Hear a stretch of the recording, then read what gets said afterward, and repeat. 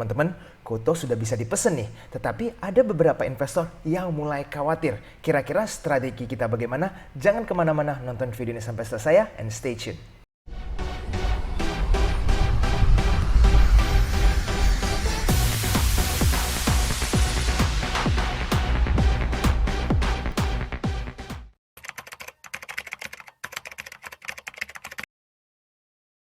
Oke teman-teman, pertama-tama saya ingin mengucapkan welcome to AJ Invest ya. Bagi para penonton yang mungkin baru ketemu channel ini, jangan lupa untuk follow Instagram kami di ajinvest.official untuk mendapatkan informasi terbaru seputar saham. Nah teman-teman, jangan lupa juga setiap hari Minggu jam 8 malam, kita itu selalu adakan Clubhouse bersama AJ Invest. Nah ini cocok buat para penonton yang ingin mempelajari saham lebih dalam lagi, karena di situ kita selalu adakan sesi tanya jawab. Nanti saya akan cantumkan linknya di kolom komentar di bawah. Yuk kita langsung saja mulai video hari ini. Minggu lalu saham Budi itu masih 193 dan pada tanggal 1 April saham Budi sudah mencapai 226.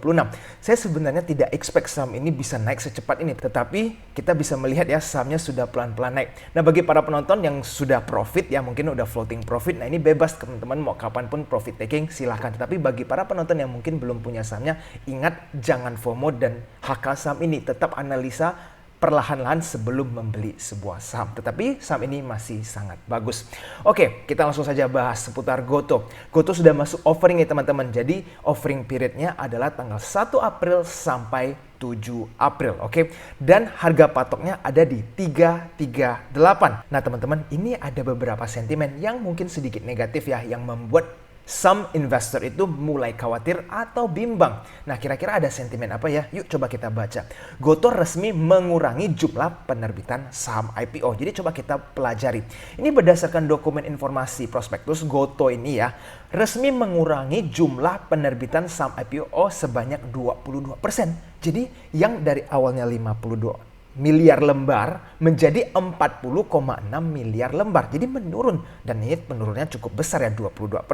Dan demikian total saham yang dilepas Gotoh ini berkurang dari 4,35% menjadi 3,43%. Belum cukup di situ nih teman-teman. Gotoh juga mengumumkan harga IPO itu sebesar 338. Nah ini kenapa bisa menjadi sentimen sedikit negatif? Karena banyak retail itu expect-nya Gotoh itu akan banyak sekali entusias, yaitu potensi harganya mentok di 346. Ternyata malah harganya cuma di 338. Jadi harga tersebut membuat jumlah dana IPO yang didapatkan Gotoh menjadi 13,73 triliun. Oke. Nah, ini turun dari proyeksi awal yang berkisar di angka 15,2 sampai 17,9. Ya, ini ada sedikit penurunan dari sisi target penggalangan dana. Nah, ini apa yang harus kita analisa nih? Ada beberapa hal yang potensi terjadi kalau menurut pandangan saya. Pertama, pesanan book building tidak sebanyak yang di-expect atau target. Jadi pada saat Gotoh melakukan book building open nih ya, itu kan banyak pesanan masuk dari institusi, dari retail dan seterusnya. Nah ternyata mungkin setelah mereka analisa ini minatnya itu tidak sebesar itu, sehingga mereka harus mengurangi jumlah saham yang beredar. Ini potensi pertama. Iya kan, kalau misalkan begitu banyak peminatnya, kenapa mereka harus mengurangi target mereka? Berarti kan ada lower demand. Itu potensi yang pertama. Atau kedua, harga Gotoh ini dipatok 338 juga teman-teman. Sedangkan range-nya itu 316 sampai 346. Nah padahal retail yang ditawarkan di saham gotong royong, teman-teman masih ingat kan ada program saham gotong royong dari Tokopedia ataupun Gojek itu dikasih fixed allotment. Nah tetapi harganya kan di 346. Dengan seperti itu, walaupun retail-retail membeli dengan harga 346, ternyata harga patoknya cuma di 338. Nah, kita harus kaji kembali kenapa harganya bisa turun ke 338. Berarti ada dana yang lebih besar atau mungkin dana institusi yang memesan di book building dengan harga di bawah 346. Berarti ini some like mixed feelings ya. Artinya apa? Bukan didominasi oleh retail, ternyata ada institusi juga yang ikut melakukan pemesanan di book building dengan jumlah yang sangat-sangat besar. Oke, yang ketiga, Goto kalau cuma kepingin melakukan exit strategi di IPO ini ya, harusnya sih mereka nggak peduli ya kalau sahamnya itu ambruk. Artinya apa? Mereka nggak perlu nih mengurangi jumlah saham yang beredar. Siapa tahu dengan jumlah saham yang mereka sudah tentukan, lalu semua retail dapat 100% kan bisa-bisa saja karena mereka ingin exit strategi. Tetapi sepertinya ada banyak pertimbangan yang mereka lakukan sehingga mereka mengurangi jumlah saham yang beredar. Siapa tahu ya, mereka ini biar lebih gampang untuk menjaga harga sahamnya. Ini semua baru spekulasi ya teman-teman. Jadi ingat disclaimer dulu ya, ini cuma spekulasi saya, belum tentu ini semua terjadi. Nah, sekarang kita kembali lagi lihat dari sisi sentimen negatifnya. Tadi kan beberapa hal yang membuat kita khawatir. Nah, positifnya adalah retail-retail ini yang mengikuti book building mendapatkan jumlah saham yang variatif ya. Kalau setelah saya mencari beberapa info, ternyata sejauh yang saya tahu ada yang mendapatkan 15% during book building ya. Ada yang mendapatkan hanya 7%. Dan ada juga yang bahkan tidak dapat sama sekali. Nah ini saya tidak tahu beberapa pertimbangan kenapa bisa mendapatkan variatif seperti ini. Jika teman-teman ada informasi lebih, teman-teman bisa sharing di kolom komentar di bawah. Nah hanya retail-retail yang ikut program gotong royong ya yang melewat Tokopedia ataupun melewat Gojek itu yang mendapatkan 100%. Nah cuma dananya itu kan sudah dikasih ya oleh mereka dari Goto ini. Range-nya itu kisaran 30 sampai 100 jutaan. Jadi teman-teman nggak perlu khawatir bahwa ada retail yang dapat 100% dengan dana 10M itu belum ada ya. Cuma di kisaran 300 sampai 100 jutaan buat yang gotong royong. Nah ini teman-teman ada satu hal yang sangat penting perlu kita pahami bersama. Ini adalah informasi yang sangat menguntungkan untuk para trader yang ingin beli di IPO. Coba kita baca ya. Kalau teman-teman tahu, Bukalapak dan Goto itu sama-sama menggunakan skema lockup ya. Tetapi ada perbedaan ya. Mereka keduanya menerapkan skema lockup period untuk pemegang saham lama yang tidak boleh menjual sahamnya. Yes, Bukalapak dan Goto sama-sama melakukan lockup period. Tetapi ada perbedaan loh teman-teman. Goto, untuk kasus Goto ini ya, semua pemegang saham lama akan terkena lockup period. Sedangkan dalam kasus Buka, pemegang saham lama yang melakukan voluntary lockup dapat menjual 10% sahamnya langsung ke publik sejak hari pertama melantai di bursa. Sehingga investor-investor lama ini menjadikan Buka sebagai ajang exit strategi.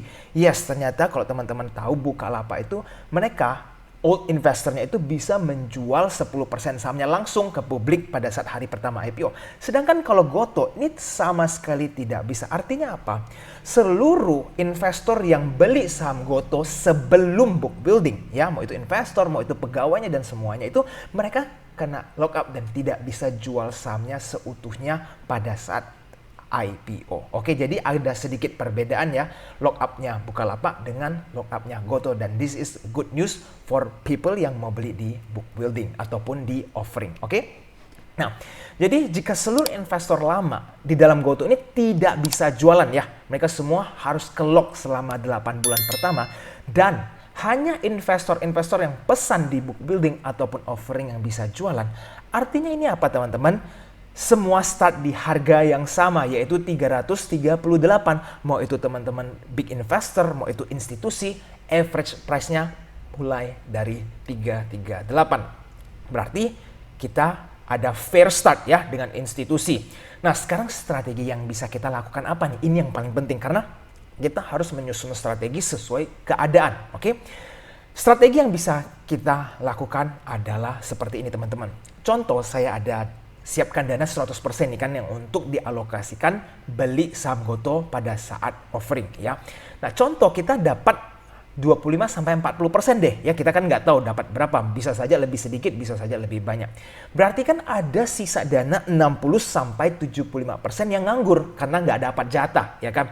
Nah dana ini dipakai untuk apa? Kita siap-siap untuk dipakai jaga-jaga nih buat serok atau average down jika Goto mendadak ARB sebentar nih, siapa tahu ya MI atau manajer investasi ataupun institusi mereka ingin coba kerjain trader nih yang mau one day trading, dibikin ARB sebentar. Nah, lalu baru ditarik harga sahamnya. Kan ini bisa saja. Nah, saat itulah teman-teman gunakan sisa dana yang tidak dapat dari Goto ini buat tambah di ARB. Oke. Nah teman-teman, sekarang berapa persen sih dana kita dari total portofolio yang bisa kita sisihkan untuk GoTo? Kalau menurut saya ini maksimal sih 40% ya. Jadi kalau teman-teman contoh portofolio di saham itu 10 juta, ya pesan GoTo itu ya maksimal ya, itu 4 juta. Jangan sampai teman-teman FOMO lalu all in porto untuk beli GoTo. Kalau teman-teman uang 10 juta, lalu 10 jutanya dibeli untuk GoTo, lalu terjadi sesuatu hal yang prediction ya, artinya mungkin sahamnya ARB lalu nggak naik lagi. Itu teman-teman secara psikologi sudah pasti berantakan karena kita sudah nggak tahu lagi harus berbuat apa. Nggak bisa beli atau jual di saham lain dan semuanya tertumpuk di saham GoTo dan itu tidak bagus cara mendiversifikasi seperti itu ya. We don't put everything in one basket. Walaupun kita mungkin ada teman-teman yang sangat percaya sama GoTo pun tidak boleh 100% all in porto teman-teman di saham GoTo ini. Oke, jadi kita harus do money management yang baik supaya teman-teman psikologi juga tetap terjaga pada saat market berlangsung. Nah, sekarang teman-teman ini hal yang perlu saya ingatkan dengan sangat baik-baik ya. Bagi teman-teman yang ragu-ragu ikut GoTo ya, mungkin banyak sekali pertimbangan yang bikin teman-teman mulai ragu karena khawatir nggak laku lah mungkin ya, atau khawatir akan ARB kekunci dan nggak naik-naik. Itu saya rasa daripada teman-teman ikut lalu nggak bisa tidur ya malamnya, was-was setiap hari, takut lihat berita ini panik itu panik, sebaiknya jangan beli pada saat IPO. Tunggu saat harga sahamnya mungkin sudah turun di bawah harga IPO. Nah teman-teman baru mulai nyicil, mungkin beberapa minggu atau bulan setelah IPO baru sahamnya kan turun di bawah harga IPO, barulah teman-teman cari kesempatan untuk beli. Teman-teman perlu sadari satu hal ini. Jika teman-teman nggak ikut IPO itu, maka teman-teman walaupun nggak dapetin cuan dalam satu hari, itu teman-teman nggak perlu khawatir atau sampai panik nggak bisa tidur ya, karena mikirnya oh nanti kalau GoTo ARB gimana dan seterusnya. Ingat loh teman-teman, uang teman-teman kalau nggak ikutin di IPO itu nggak akan hilang. Ya walaupun dia naik atau turun teman-teman kan nggak beli, jadi nggak akan kehilangan uang teman-teman. Nah, jadi daripada teman-teman pusing, janganlah beli kalau memang dari awal sudah ragu dan banyak sekali keraguan di saham ini. Yang penting satu hal ya teman-teman, jangan karena teman-teman sudah ragu lalu dengar nih dari teman lain atau kerabat bilang, ayo belilah GoTo pasti cuan. Nah, lalu teman-teman terpengaruh, akhirnya dari yang nggak mau beli jadi beli saham GoTo. Lalu kalau mendadak sahamnya ARB kekunci, itu teman-teman pasti frustasi sekali. Ntar nyalain orang lain kan, karena wah dari awal saya nggak mau beli tapi karena dihasut-hasut akhirnya beli tapi malah ARB. Itu nanti cuma frustasi dan penyesalan. Jadi sebaiknya mending absen dari IPO GoTo ya. Nah yang penting adalah jika kita sudah memutuskan untuk tidak ikut IPO, berarti jangan beli GoTo pada harganya di atas IPO. Contohnya apa? Jika tiba-tiba teman-teman lihat nih harganya nggak turun malah naik. Lalu teman-teman FOMO lalu HK harganya. Mungkin 380 teman-teman HK. Nah ini yang makin parah. Kenapa? Karena teman-teman belinya sudah FOMO.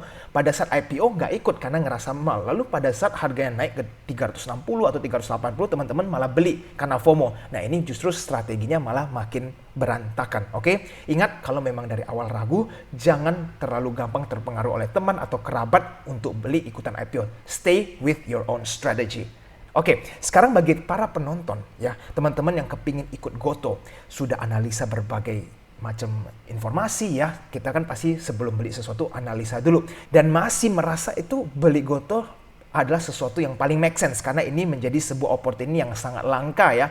So still go with the plan ya. Jadi teman-teman harus bulatkan tekad, memang kalau sudah analisa semua dan merasa beli di IPO itu sesuatu yang menguntungkan, tetaplah ikut beli di saat offering. Karena kalau teman-teman tekadnya misal sudah bulat nih, sudah yakin saya mau beli, lalu teman-teman baca nih, entar dari YouTube, entar dari media yang bikin panik ya, tapi paniknya nggak jelas tanpa beralasan. Lalu teman-teman akhirnya jadi takut nggak beli, lalu cuma nontonin nih, lihat di IPO, padahal awalnya yakin sekali kalau mau beli saham GoTo ini bagus.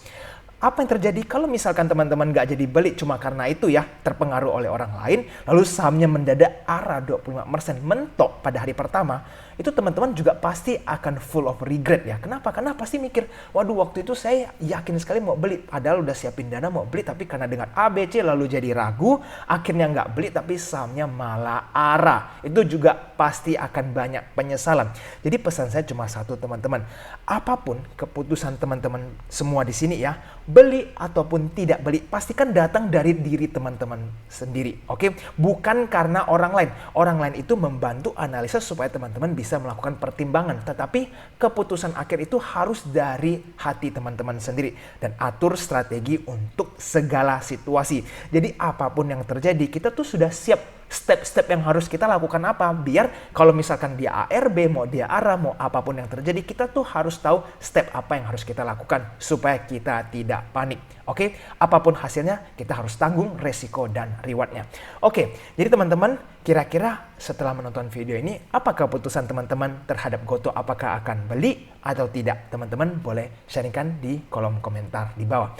Oke teman-teman, sebelum menutupi video hari ini, saya ingin melakukan honorable mention ya, di mana teman-teman harus mengerti bahwa sektor pelayaran ini luar biasa spektakuler sekali. Ini adalah salah satu perusahaan pelayaran yang market leader ya, SMDR ini. Mereka ini naiknya fantastis sekali ya. Bukan cuma karena harga sahamnya digoreng nih, tetapi memang performance sahamnya atau performance perusahaannya ini sangat menakjubkan. Dan PBV SMDR pada saat video ini dibuat itu masih 1,15.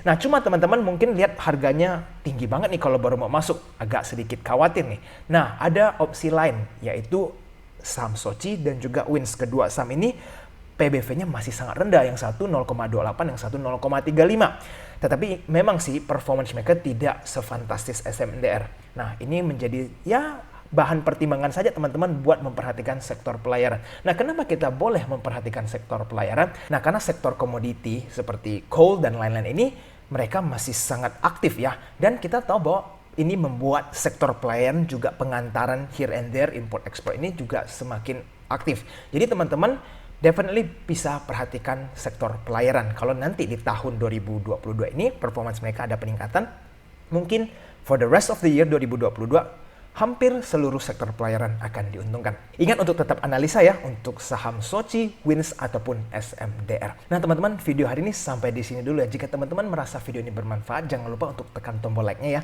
dan subscribe channel AJ Invest supaya teman-teman tidak ketinggalan informasi seputar saham. Sampai jumpa di video selanjutnya. I'll see you again next time. Bye bye.